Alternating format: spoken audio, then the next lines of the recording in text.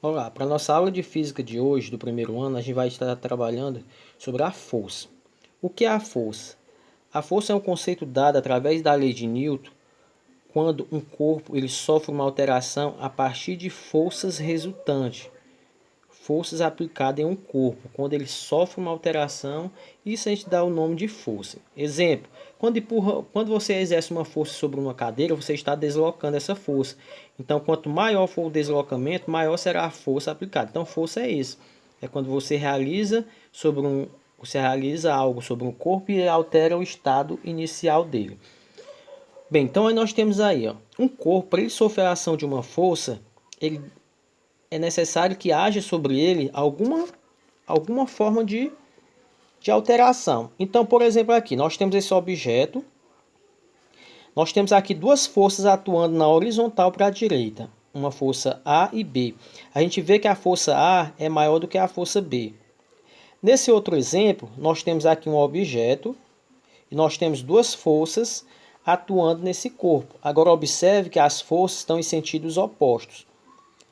Para isso, nós temos que calcular a resultante dessas forças.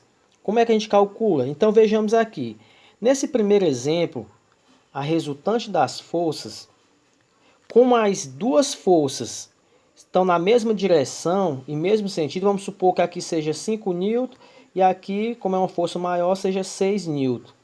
Então, numa força resultante, quando ele apresenta mesma direção e mesmo sentido, é só você somar a força B mais a força A ou vice-versa. Então, quanto é a força B? 5 mais a força A, que é 6. Então, a força resultante aqui, aliás, a resultante das forças, ou força resultante, será igual a 11 newton. Ou seja, esse corpo vai sofrer a ação de uma força de 11 newton, que faz somatória. Já nesse segundo caso, esse corpo ele vai sofrer a ação de uma força. Vamos supor aqui, ó, a mesma coisa. Aqui é 5 newton e aqui é 6 newton. Então, nesse caso, como as forças estão na mesma direção e sentidos opostos, então a resultante das forças aqui vai ser o quê? Agora, ao invés de eu somar, eu vou subtrair. Ou seja, vai ser 6 menos 5. Então, a força resultante aqui vai ser 1 newton. Ou seja, para onde é que vai se deslocar esse objeto?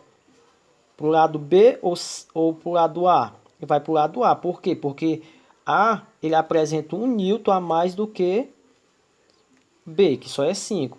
Então, para a gente calcular, a gente faz isso. Ó.